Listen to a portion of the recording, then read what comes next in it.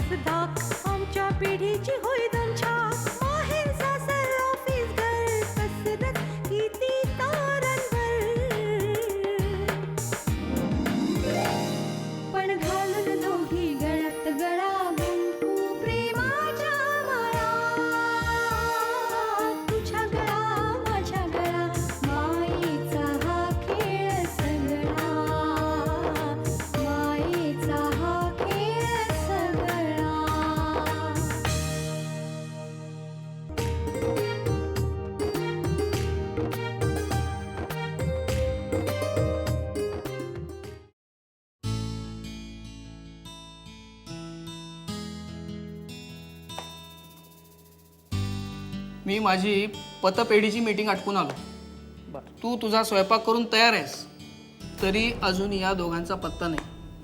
बायकोच्या ऑफिसमध्ये जाऊन भाजी घेऊन यायला एवढा उशीर.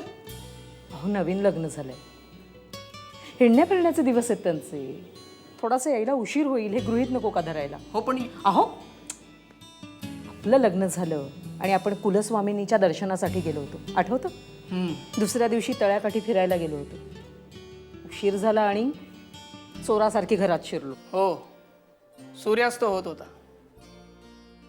अगदी आत्ता घडले असं आठवतंय सगळं. वाऱ्याने तुझ्या केसांच्या बटा सैल सुटल्या होत्या आणि तुझ्या केसातील मोगऱ्याचा सुगंध धुंद करत होता. आपण तळ्यात पाय सोडून बसलो होतो. तळ्यातल्या छोट्या छोट्या मासोळ्या माझ्या तळपायांना हळूच चावा घेत होत्या आणि मी जोरात ओरडले आणि तुमच्या अंगावरच पड. अगं अगं जरा हळू. हळूहळू एखादी चांदणी चमकू लागली होती. तुझा हात सोडून उठूच नाही असं वाटत होतं. पण काय करणार, बाबांची शिस्त, आपल्याला तिथून उठावंच लागलं. तसा आपल्याला उशीरच झाला होता. आपण चोरासारखी घरात.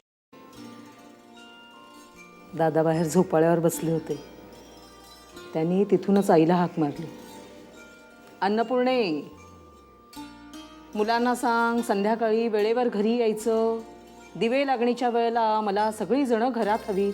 हो, आणि मी हळूच आईला म्हणालो, दिवे लागणीला घरात असायला हवं म्हणजे यापुढे फिरायलाच जायला नको. मीही पटकन स्वयंपाकघरात गेले आणि पाहते तर काय, आईंचा सगळा स्वयंपाक तयार झाला होता. मला खूप ओशाळल्यागत झालं. हा, पण एक मात्र होतं, दादांच्या धाकानं घराचा ताल आणि तोल सांभाळला गेला. सगळ्यांना शिस्त लागली. हो, पण गावचे रीतिरिवाज त्या वेगळ्या होत्या. आपण इथे शहरात आल्यानंतर नाही का स्वतःला बदललं. हो, खरं आहे तुझं, पण घराची म्हणून काही शिस्त हवी की नाही. कोण कुठे आहे, कोण करणार आहे, सांगितलेली कामं वेळेवर केलीत की नाही हे एकमेकांना माहिती नको. हे बघा, कदाचित त्याने ना मला एक क्या तर बोला. बोल. हॅलो, हां सतीश. हां बोल बोल. काय रे, भूक लागली? बरं, सगळा स्वयंपाक तयार आहे. हे बघा, बाहेर कुठेही काही खाऊन येऊ नका. काय म्हणतोस? पाणीपुरीच्या गाडीवर पाणीपुरी खाणार नाही असं नवस बोललायस की काय देवाला? देवाला फसवणं बरं नाही. हां बरं बरं, ठीक आहे. या या या, अरे आम्ही वाटच पाहतोय तुमची. केला की नाही फोन? हो, मग शेवटी माझाच मुलगा आहे तो. हे बरं आहे तुमचं. तो काही चांगला वागला की लगेच तुमचा मुलगा, आणि काही चुकीचा वागला की लगेच माझा मुलगा. बरं बाई, तो तुझा मुलगा आहे, सर्वस्वी तुझा मुलगा आहे. पण आता ती सून आहे ती मात्र माझी मुलगी नाही. तीही माझीच मुलगी. अगं. अरे एकतर माझी मुलीची हौस पुरी झालेली नाहीये. तीच माझी मुलगी आहे.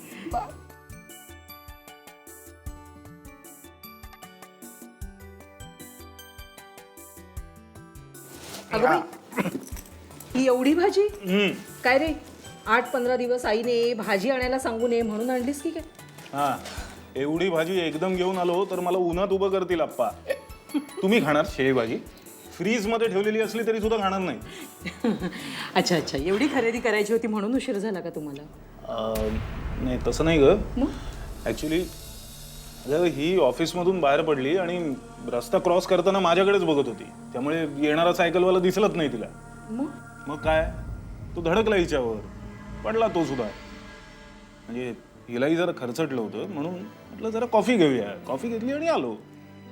अनिता, आपण जे काही करतो त्यात आपले विचार फोकस हवेत.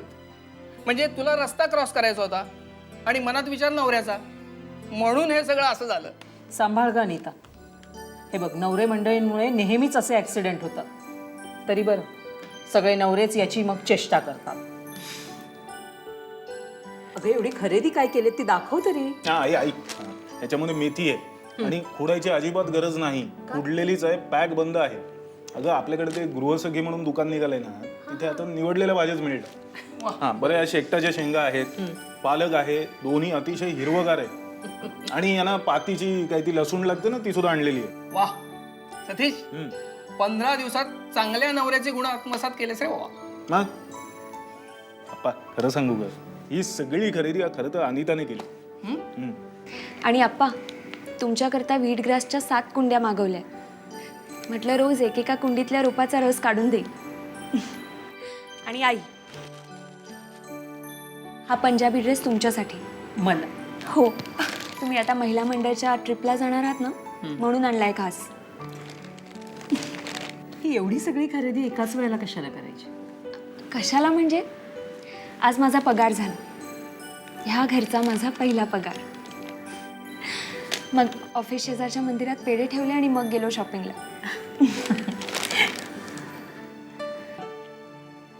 अनिता, आम्हाला हे खरंच खूप आवडलं.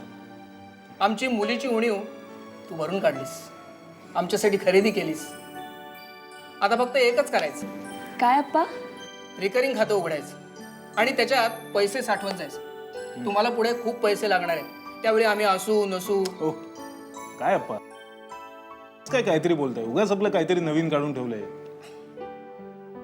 नाही नाही नाही, बरं आहे तुम्ही इथे आहात ना पृथ्वीवर, तेच बरं आहे. म्हणजे लोक असं म्हणतात, मी नाही म्हणतोय, हो का, की वकील एवढं खोटं बोलतात की त्यांना स्वर्गात जागा मिळणंच शक्य नाही. अर्थात तुम्ही खऱ्याचा पक्ष घेता ही गोष्ट वेगळी, पण तरी सुद्धा.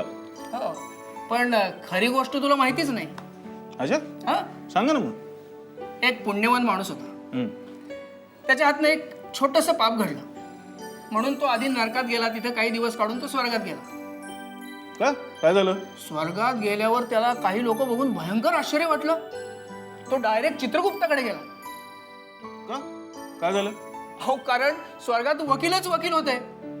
तो म्हणाला, एवढे खोटं बोलणारे लोक या स्वर्गात मजा कशी मारतात. हा, त्यावर चित्रगुप्त त्यांना म्हणाला की या लोकांनी नरकात एवढा गोंधळ घातला, एवढे भांडले की त्यांना सैतानाने हाकलून दिलं. पण मग त्यांना स्वर्गात प्रवेश मिळालाच कसा?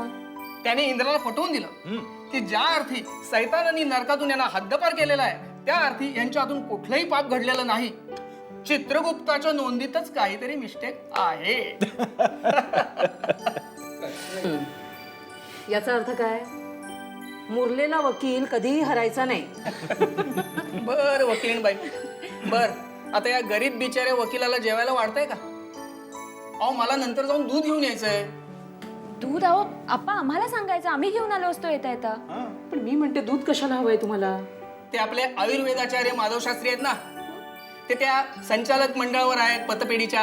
अच्छा अच्छा, मग त्यांनी दूध घ्यायला सांगितलंय का? पण कशाला? अगं, मला ऍसिडिटीचा त्रास होतो ना. मागच्या मीटिंगच्या वेळी काम संपल्यावर मी त्यांना बोललो होतो, तर या मीटिंगच्या वेळी चक्क डबाभर चूर्णच घेऊन आले. अच्छा अच्छा, म्हणजे ते चूर्ण दुधातून घ्यायचं आहे का? मग ठीक आहे, आपल्या रोजच्या भैयाकडे रतीबच लावून टाकू. अरे एवढं साधं प्रकरण नाहीये ते. संध्याकाळी गाईचं ताजं दूध घेऊन त्यात ते चूर्ण घालून दूध उकळायचं, रात्रभर थंड करत ठेवायचं आणि दुसऱ्या दिवशी सकाळी ते घ्यायचं. अहो मला सांगा ना कुठून आणायचंय ते. सतीश, मी असं ठरवलंय की पलीकडल्या रस्त्यालगत जे गोठे आहेत तिथे रोज संध्याकाळी चालत चालत जायचं. तेवढी शतपावली होईल आणि ताजं दूधही मिळेल. पण दूध घरी आणल्यावर त्यात चूर्ण घालून दूध उकळवायचं काम मात्र घरच्या गृहिणींचं. हा? मग मी तुम्हाला जेवायला वाढते, म्हणजे आप्पांनाही निघता येईल बाहेर. सासूबाईंच्या हाताखाली भराभर निर्णय घ्यायला सुनबाई तयार होत आहेत. छान, चांगली गोष्ट आहे. तुझ्या गळा माझ्या गळा, तुझ्या गळा माझ्या गळा.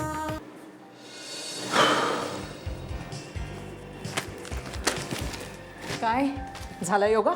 चला आता तुम्ही प्रत्येकाने आपापला आटपून घ्या. हं? अरे आज तुला डब्यात मेथीची भाजी दिली तर चालेल? चालेल.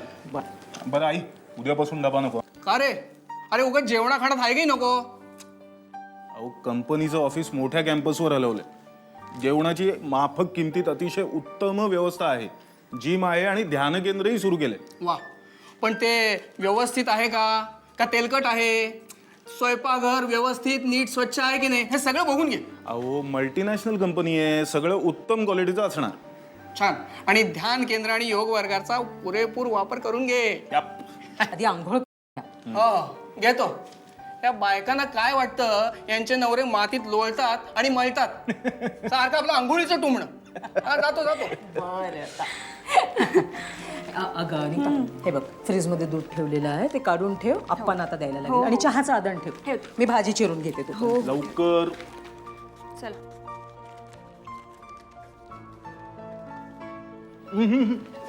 काय करताय? हात सोडा. एका अटीवर सोडून आज ओरिजिनल सीन बघायला जायचं. अहो पण उगाच नको, उशीर होईल. आणि आप्पा तुम्ही आप्पांची परमिशन घ्या. एक सेकंड ऐकून घे. हे बघ अजून तिकिटांचं काही ठरलेलं नाहीये, ते मी तुला नंतर कळवतो. आणि ऐक आप्पा दूध आणायला जातात ना, तेवढ्या वेळामध्ये आपण जाऊन परत येऊ ना. आणि काहीतरी कारण सांगून दे. हे बघ माझ्यावर विश्वास ठेव, वकिलाचा मुलगा आहे मी. हा, या बोटाचं त्या बोटावर करायला वेळ लागणार नाही मला. सो येईन, आप्पांची परमिशन घ्या. मी काय अशी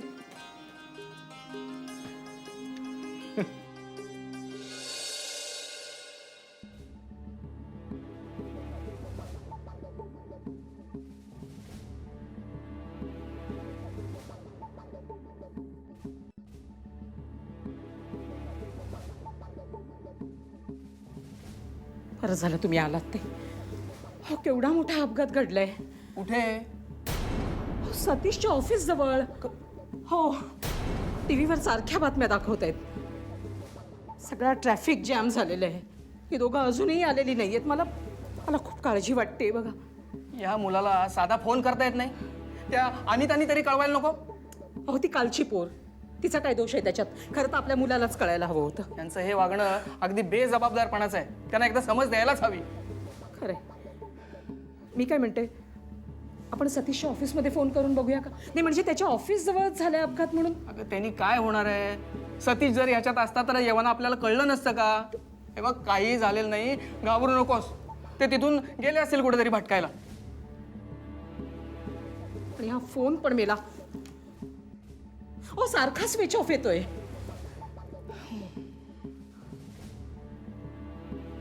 तुम्ही काही फोन बिन केलेले होतात का? नाही. तुम्हाला काही फोन आला होता का मग त्याचा? नाही, माझी आज कोर्टात केस होती. ऍक्सिडेंटचीच केस होती. हे ड्रायव्हर म्हणजे एकदम बेपर्वा झालेले आहेत. अगं बाई, तुमची कोर्टात केस होती म्हणजे तुमचा मोबाईल स्विच ऑफच असणार ना? नाही, माझा फोन सायलेंट मोडवर असतो. एक काम कर, तू तुझा मोबाईल चेक कर. काही मिस कॉल मेसेज माझाही करतो मी चेक. काही नाही हो. मी काय म्हणते, आपण त्याच्या कुठल्या तरी मित्रांना वगैरे फोन करूया का? किती टेन्शन घेतेस? कशाला एवढा विचार करतेस? अगं ती काय 5-10 वर्षाची लहान मुलं आहेत का? तूच म्हणतेस ना की त्यांचं नवीन लग्न झालंय, कुठेतरी भटकायला गेले असतील, काहीतरी चमचमीत खायला गेले असतील. मला ना काही म्हणजे काहीच सुचत नाहीये. माझं डोकं अगदी ठणकायला लागलंय. हे बघ, अजिबात टेन्शन घेऊ नकोस. बस बस खाली. ते दोघं सुखरूप घरी येतील, त्यांना काहीही होणार नाही. तुमच्या तोंडात साखर पडो.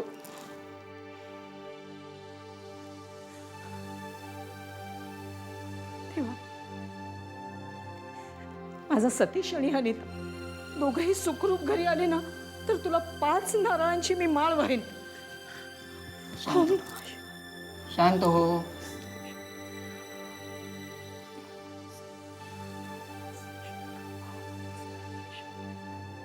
आई अप्पा सॉरी थोडा उशीर झाला. कसे आहात तुम्ही दोघं? अरे अरे कुठे होतात तुम्ही? एखादा फोन नाही का करायचा? एकतर त्या अपघाताच्या बातम्या, आणि तू पण असं आहेस ना, जीव नुसता टांगणीला लागतो. आई अगं मोबाईल चार्ज नव्हता. मला वाटलं होतं अगदी थोडासाच उशीर होईल, पण अगं ट्रॅफिक जाम होतं ना, आणि मुंबईत 1.5-2 तास उशीर म्हणजे काही फार नाही, नाही का? अनिता, तू तरी का नाही फोन केलास? तिचा टॉक टाइम संपला होता. येता येता भरू म्हटलं तर हा ट्रॅफिक जाम. पण तो शशांक तुझ्याच ऑफिसमध्ये आहे ना? नाही, मला तो भेटला होता. माझी आणि त्याची गाडी क्रॉस झाली. शशांक ना कदाचित ऑफिसमधून लवकर निघाला असेल किंवा रजा घेतली असेल त्याने. हं? अरे पण थोडासा तर उशीर झालाय, तुम्ही एवढे का घाबरलात दोघं? सतीश, मी हाडाचा वकील आहे. खोट्या गोष्टींचा सुगावा चटकन लागतो मला. माझ्या पुढे ही थापाथापी चालणार नाही. आणि अनिता, नवरा जर चुकत असेल तर त्याच्या चुकांवर पांघरून नाही घालायचं, त्याला सुधरवायचं. अहो जाऊ द्या ना आता. पोरं सुखरूप घरी आलीत ना आता, जाऊ द्या ना. खरं सांगू सतीश, अरे आपली मुलं लवकर घरी आली नाहीत, वेळेवर आली नाहीत, तर आईचा जीव कसा टांगणीला लागतो हे नाही कळणार तुम्हाला. आणि त्यातून तो अपघात, म्हणून काळजी वाटत होती रे तुमची. चला जेवून घेऊया. मला नंतर दूध आणायला जायचंय. नाही, ॲक्च्युली मला ना मळमळत आहेत, जेवावं असं वाटत नाही आहे. काय ग, काही काही खास बातमी वगैरे देतेस का? नाही आहे, तसं काही नाही आहे. ॲसिडिटी झाली असेल. वेळी अवेळी खायची आणि जाता येता चहा प्यायची फळं आहे ती. माझ्याही ऑफिसमध्ये ॲक्च्युली आज पिझ्झा, कटलेट, सँडविचेस असे वेगवेगळे पदार्थ होते, त्यामुळे मलाही फारशी भूक नाही आहे. वीणा, हे दोघं नक्कीच कुठेतरी बाहेर खाऊन आले असणार. चला मग आता आपण जेवून घेऊया. मी जेवण गरम करते. नको नको, तू आराम कर जा. सतीश, तूही आराम कर. चला हो, आपण जेवून घेऊया. तुझा गळा माझा गळा, तुझा गळा माझा गळा. याला म्हणतात थ्रिल. आणि त्याच्यात ते ॲक्सिडेंटचं वळण. काय ग, इतकी टेन्स का झाली आहेस तू? सुटलो ना सही सलाम? थ्रिल, तुमचं हे असलं थ्रिलही नको आणि त्यामागून येणारं टेन्शन तर अजिबात नको. एक तेवढी छान फिल्म बघितली आपण, त्याचा आनंद असा मनात तरंगत होता. मग जेवायला गेलो. कसलं काय, तो सगळा आनंद एका क्षणात नाहीसा झाला. हे पण अप्पांना संशय मात्र नक्की आलेला असणार. तो शशांकचा जो कन्फर्म गुगली होता. शशांक काय त्यांना भेटला नसेल. खोटं उघडून पाडण्याचे सगळे वकिली डावपेच आहेत. पण मी सुद्धा त्यांचाच मुलगा आहे, सुटलो की नाही अलगत. अप्पांचं सोडा, आईला बघितलं नाही तर किती घाबरल्या होत्या. आपण जेव्हा आलो ना तेव्हा त्या अथर्व शीर्षाचं पठण करत होत्या. आता त्यांच्यासमोर उभं राहायला सुद्धा अपराधासारखं वाटत होतं. ॲक्च्युली आईला कधीतरी विश्वासात घेऊन सांगायला पाहिजे की आम्ही जर कधी उशीर आलो ना तर परस्पर कुठेतरी पिक्चरला गेलोय आणि बाहेर खाऊनच येणार होतो असं समज. पण मग अप्पांना का नाही सांगायचं? का जायचं बाहेर चोरून? जर त्यांना कळलं की आपण बाहेर जाणार आहोत तर ते आपल्याला अडवणार थोडीच आहेत. आप्पाची लहानपणापासून शिस्तीची बंधनं होती. ती शिस्तीची बंधनं झुगारून त्यांची प्रतिक्रिया बघायला फार मजा येते. काय कुठले विषय घेऊन बसलेस तू? ऍक्सिडेंट मधली दृश्य बघत होते ना मी सारखी, त्यामुळे मन अगदी थाऱ्यावरच नव्हतं. आणि आपलं मन इतकं विचित्र असतं ना सतीश, की अशा काही प्रसंगांच्या वेळेला फक्त ते वाईट गोष्टींचाच विचार अधिक करतो. मला काय आवडतं ह्याची माहिती आप्पा बरोबर काढतात आणि आवर्जून आपल्या माणसांसाठी आणतात. थँक्स आप्पा. त्याला मी नाटकावरून आलो ना त्यावेळेस हे गेले झोपायला. मी घरात शिरल्या मला कुठला तरी असा एक करपलेला वास आला म्हणून मी किचनमध्ये डोकावलं आणि पाहते तर काय, दुधाचं भांडं करपलेलं होतं.